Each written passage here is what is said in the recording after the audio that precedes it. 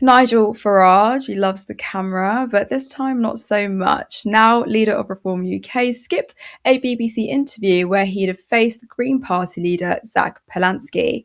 His no-show came as Farage's ally Donald Trump stoked an international Greenland controversy. Farage has been accused of running scared after he failed to show up for a high-profile BBC interview. The Green Party's new leader, Zack Palansky, revealed that he agreed to appear on Laura Kussenberg's Sunday Politics show with Farage, only for Farage to pull out last minute and send his deputy instead. In Palansky's words, Farage is, quote unquote, refusing to debate me. A pattern is emerging. It's strange, isn't it? Someone like Farage, a man who not only loves the limelight, but he loves hogging it. He's usually desperate to get himself on screen, and yet he's nowhere to be found. So, who did he send instead? Let's have a look. The president is completely wrong. I think we're all utterly united, both here in the UK political scene, but also actually across all of the other NATO allies. I think what the president is most concerned about is the risk of particularly China, but also Russia, gaining an extra presence in and around Greenland, in the same way that he's concerned about the risk of China in Venezuela. And I think that's what's primarily on his mind. He's correct on that, but the approach in terms of the way that you work with your closest allies, all of your NATO allies, is clearly completely wrong. Is it bullying? Is it blackmail? Some reporting suggests this morning. We are close allies, and the point about friendship is that you tell someone when they've got things right, but you also tell them very clearly when they've got it wrong. And on this, the president has got it wrong. And the objective of protecting Greenland for all NATO allies is correct. The way that he's going about it is totally wrong. I don't know about you, but his voice just grates against my ear. But is it any wonder why Farage might have bottled it and sent Richard headlights instead? Right when Tice was forced on air to admit that President Trump has got it wrong about Greenland, it appears Farage didn't fancy being challenged, especially about the latest drama involving his alleged Nazi friend Trump. Understandably, when your close friend is a baby like Trump, it puts Farage in a pretty tight spot. Farage likes to posture about sovereignty, yet he's also Trump's loudest British cheerleader. So when Trump slapped punitive tariffs on European allies over the Greenland dispute, Farage offered only a mealy-mouthed critique in a one-liner that practically sums up his pretty timid stance. He said, "We don't always agree with the US. These tariffs will certainly hurt us." He didn't say certainly, but he said it will hurt us. But I added certainly because it's absolutely going to hurt them. Reform is showing to be pretty weak, scared they won't be able to exchange match attacks on the playground, it seems, with their ally, the US. Let's circle back to what the interview with that interview of Tice when he said this. "I think what the president is most concerned about is the risk of particularly China, but also Russia gaining an extra presence in and around Greenland, in the same way that he's concerned about the risk of China in Venezuela." And I think that that's what's primarily on his mind. He's correct on that, but that approach in terms of the way that you work with your closest allies, all of your NATO allies, is clearly completely wrong. I mean, it's hardly a full-throated condemnation, is it? Or I don't know. But why mention China at all? Because it plays into this bipartisan narrative that Washington loves. China's bad, Russia's bad, we must dominate everything. They are bad in their own right. But let me show you what China is doing, Donald. It's been said that China's opened 2,776 kilometres of new high-speed rail lines in 2023 alone, which is the equivalent of Japan's entire high-speed rail system. Its total high-speed rail now stands at 45,000 kilometres, or two-thirds of the global total. It intends to reach 70,000 kilometres of HSR by 2035. China is a factor in global resource geopolitics. Sure, I'm not ever going to deny that, but it's being weaponized in rhetoric far more than is presented on the ground. And the result, a dangerous, self-serving justification for American exceptionalism. But anyways, back to the pattern that Palansky pointed to. This whole saga also seems to underline this, that Farage craves media attention, but only on his own terms. When there's a chance he might be out-debated or forced to call out Trump, he'd rather disappear. Curtis. I mean, so much for the tough talking man of the people, eh? You know, I'm a man of the people, of the working people. Catch me in the pub with a pint in my hand, and I'll tell you all about the things that Britain needs. But why is it so hard for the likes of Farage to leave his Facebook meme bubble? Well, first of all, when it comes to Chagos, no one cares about Chagos and the Chagos Islands. It's a weird political argument and political line the right wing have been pushing, particularly GB News. They're obsessed with it. But the average person does not care. I'm not saying it's not an important issue, but for some reason, people on the political right think this is something that people care about. They absolutely don't. And they're bringing up Chagos again. It's not very interesting. To talk about Nigel Farage and why he won't debate Zack Palansky, I think is very simple. If you're debating against Keir Starmer and the Labour government, many cabinet members, they have no charisma, they have no policies, they have no vision. In fact, if you have no vision and policies, at least have charisma so you can debate. And no one in the government has any of those three attributes. So for Nigel Farage, Richard Tice, whoever, it's very easy to debate against. It's easy for the left, it's easy for the right. The problem, though, is, and this is what Nigel Farage didn't account for, is the rise or the re-rise, if that's a term, the resurgence, that's a better use of the word, resurgence of the populist left in the face of Zack Palansky. Because he now knows that Zack Palansky has one, charisma, that's absolutely true. He has the policies and he has the vision.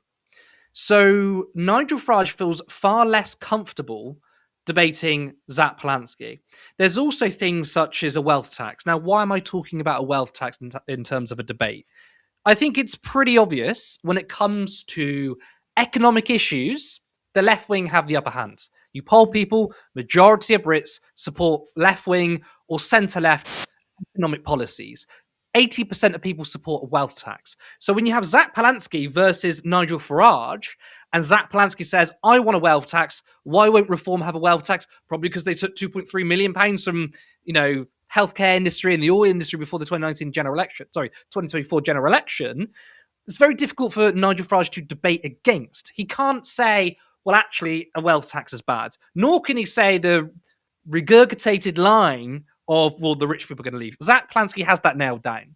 So I think that Farage isn't confident in his own abilities. He's confident against wooden politicians. He's confident against those who have no ideas.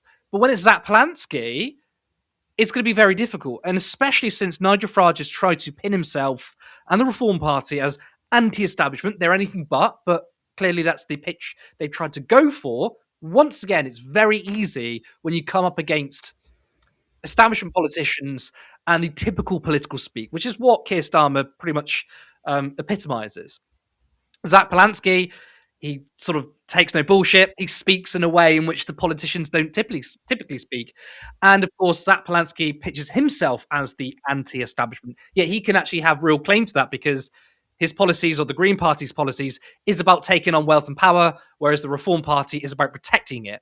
And he loses that edge. So I think Farage is uncomfortable with that.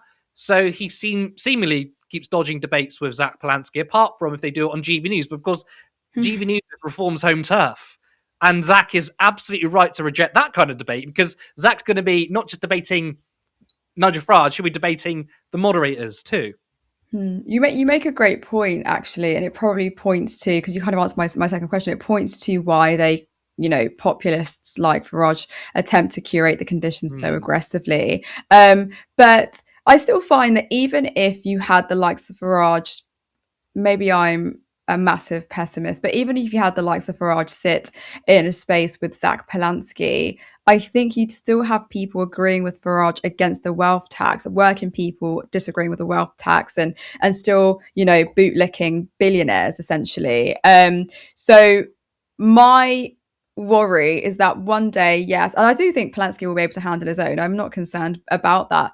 My worry is that Farage will still be able to accumulate popularity and have people continue to bootlick billionaires that don't resonate with them, don't represent them. So I wonder how we can actually navigate that. Does it depend on how well Palansky argues his point, or does it depend entirely just on who's just the most popular amongst working people?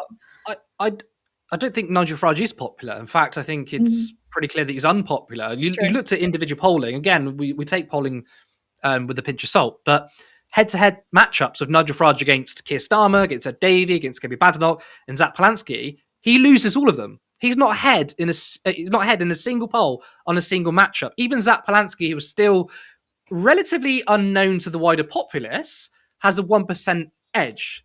So one might think, if Nigel Farage is actually quite unpopular, how is Reform doing so well? And this is where I think a lot of people in the mainstream media don't understand. They often say, oh, Farage has created this narrative that he's the man of the people. No one buys that Farage is a man of the people. Everybody knows he isn't the man of the people. In fact, the appeal, or rather, maybe in spite of Nigel Farage, they vote for Reform and Farage, not because they like him, people that is, not because they think he's going to change the system. It's because they're sick and tired of the Conservatives and the Labour Party. And they're like, do you know what? Nigel Farage is an asshole, but maybe we need an asshole. In the same way Trump won. No, I mean, apart from the MAGA cultists, right? The average person knew Trump was an asshole. You could point to so many things in which he said and did horrible things. That didn't matter to people. So I think there's a kind of a false reading here where people think Nigel Farage has convinced people that he's a man of the people and people believe in him. No, people know he's an asshole, but they're willing to vote for him anyway. So I think that's a really big factor in all of this. In terms of creating a narrative, this is the playbook of the right wing, which is that typically, apart from immigration and some culture wars, because of course there is I don't know, people are convinced by some form of social conservatism, the right wing do have the upper hand. You know, when you have debates, right, they'll say, what is a woman? Oh, a woman who can't have a penis, you're crazy. And of course, human biology is far more complicated than that, but it doesn't really work in a 30-second soundbite, right? They probably have the upper hand on that sort of thing. But again, when it comes to the economy, they don't. So what do the right wing do? They often lie about left-wing positions. Because if you were to have an honest, straight-up debate about the economy, majority of people want to see our public services in private, our public services in public hands, not in private hands. Absolutely. They want to see a redistribution of wealth and power that includes a wealth tax and even raise an income tax on the richest. They don't want to see austerity. They want to see investment. What's the right-wing project on the economy? Austerity, tax cuts for the rich, and privatization. Nobody wants that. So right-wing politicians and parties can't go to the people and say, this is what we're about. What they will say is, oh, well, the Green Party are going to raise your taxes because they want to spend more. They're going to flood the country of immigration with open borders. Once again, that's not a Green Party policy. And that's the way they create the narrative. They lie about their opponent, in which the left, I would say, maybe I'm a bit biased here, the left don't often lie about the right wing because we know that ideas are so bad. We just expose the terrible policy ideas that the right wing have, which is often just reheated Thatcherism, what we've had for the last 45 years.